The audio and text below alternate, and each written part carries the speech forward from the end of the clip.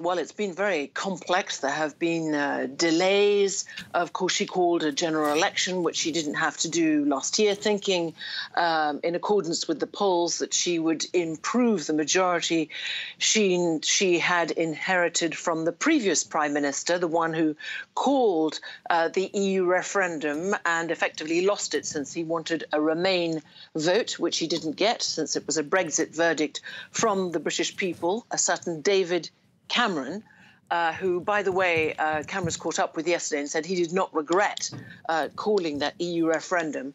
But it's a very embattled prime minister who has just gone through a very rowdy session for 40 minutes of the weekly prime minister's questions, called PMQs here. Of course, normally she was going to do this PMQs, then chair a delayed cabinet meeting that was supposed to have been held yesterday, but of course she went to The Hague, then to Berlin, then to Brussels.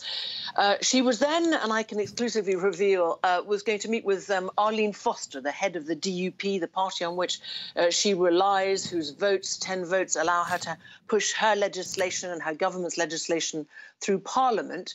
And then she was going to go to the Irish Republic to see the Irish Prime Minister, Leo Varadkar. That's all been changed since the momentous news that she is facing this no confidence vote this evening. She will address at 6 p.m. Paris time the Conservative MPs behind closed doors. Then there will be a secret ballot for 2 hours. Of course, she will say what she told us in her brief statement outside Number 10 this morning, and that is that it would be madness to not keep this leader, she, Theresa May, with all her experience, all her negotiating of this deal, that it's in the national interest that this would delay or suspend or cancel Brexit.